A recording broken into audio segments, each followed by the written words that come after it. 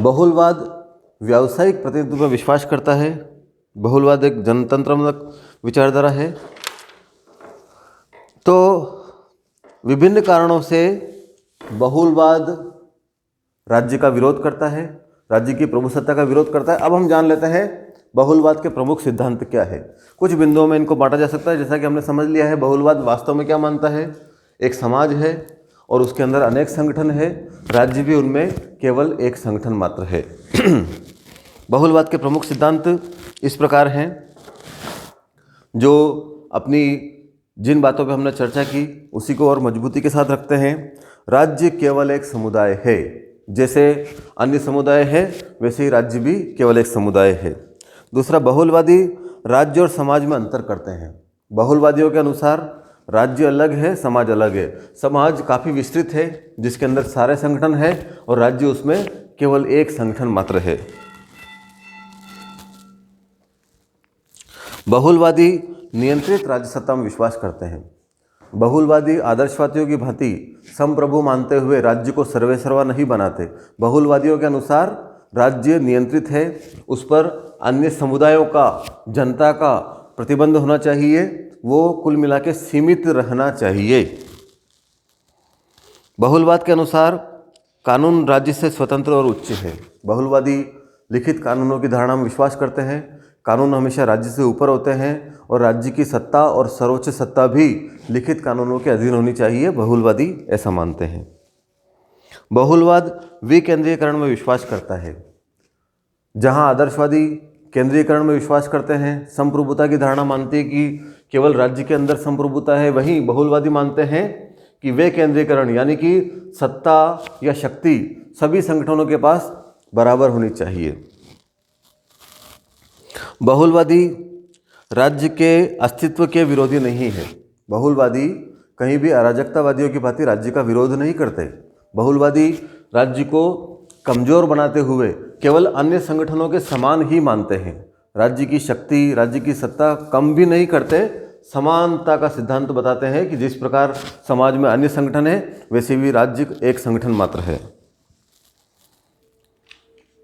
बहुलवाद एक जनतंत्रात्मक विचारधारा है।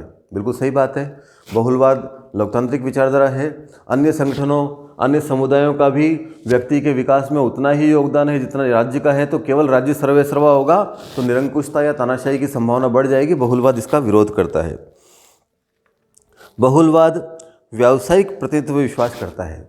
जहां लोकतंत्र के अंदर जनता के चुने हुए प्रतिनिधि किसी भी वर्ग के हो सकते हैं और किसी भी वर्ग के लिए नियम बनाएंगे, वहीं बहुलवादी मानते हैं कि किसानों की वास्तविक समस्या को किसानों का प्रतिनिधि समझ सकता है, व्यापारियों की वास्तविक समस्याओं को व्यापारी का प्रतिनिधि समझ सकता है, शिक्षकों की वास्तविक समस्याओं को और मजदूरों की वास्तविक समस्याओं को, धार्मिक संघों की वास्तविक समस्याओं को उनके अपने प्रतिनिधि समझ सकते हैं।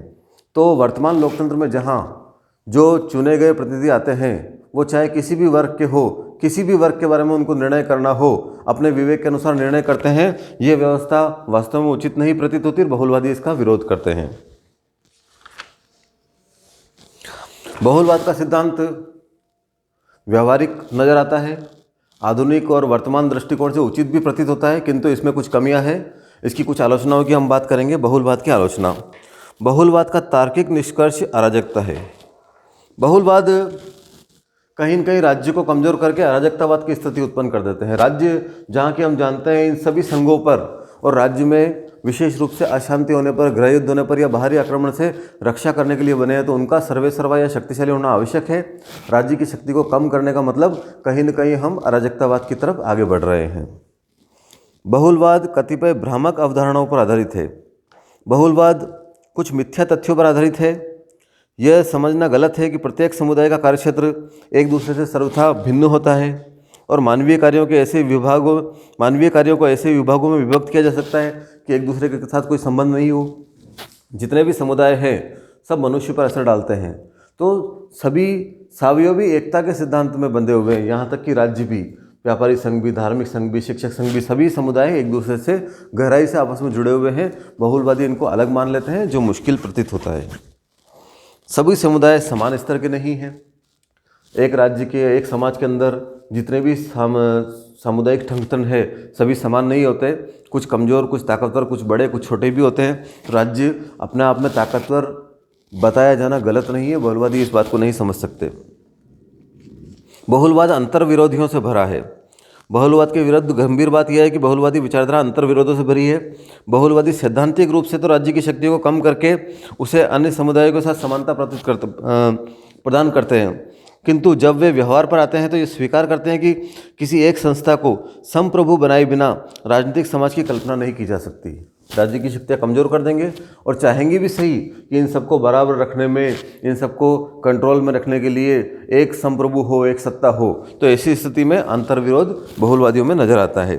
बहुलवादी व्यवस्था में व्यक्ति स्वतंत्र नहीं होगा। बहुलवादी ये मानते हैं कि हम लोकतांत्रिक हैं, किंतु ऐसा नहीं होगा।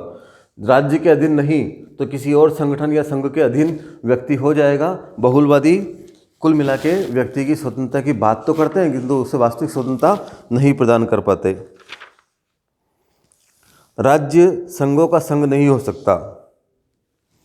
कुछ आलोचक ये मानते हैं कि राज्य, बहुलवादी ये कहते हैं कि राज्य समुदायों का एक समुदाय है, जबकि ऐसा नहीं है।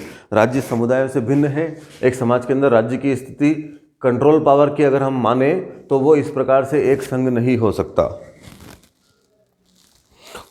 बहुलवाद देशभक्त विरोधी है। जहाँ हम राष्ट्रीयता की बात कर रहे हैं वहाँ राज्य के प्रति भक्ति होना आवश्यक है, और अन्य संगठन, व्यापारी संघ, धार्मिक संघ, मजदूर संघ अंतर्राष्ट्रीय स्तर पर बने हुए हैं। यहाँ तक कि दुश्मन देशों में भी ये संगठन मौजूद है। तो संगठनों के प्रति भक्ति राज्य के प्रति भक्ति को कमज़ोर कर देगी, तो देशभक्ति का विरोधी हम बहुलवाद को मान सकते हैं।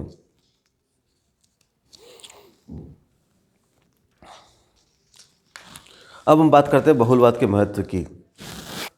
बहुलवाद भ्रांतियों से भरा हुआ है, किंतु एक बात इसने कही है, राज्य की संप्रभुता असीमित नहीं होनी चाहिए, क्योंकि उससे व्यक्ति का विकास वास्तव में बाधक होगा। जिस प्रकार अन्य समुदायों का भी व्यक्ति के जीवन में महत्व है, राज्य का भी है। राज्य कंट्रोलिंग पावर हो सकता है, रक्षा की जिम्मेदारी उसके पास है, सबसे बड़ा हो सकता है, किंतु उसे अपनी नीतियाँ थोपने का अधिकार नहीं होना चाहिए। कुछ हद तक अन्य समुदायों को भी स्वतंत्रता दी जानी चाहिए, और यही लोकतंत्र का श्रेष्ठ रूप होगा। धन्यवाद।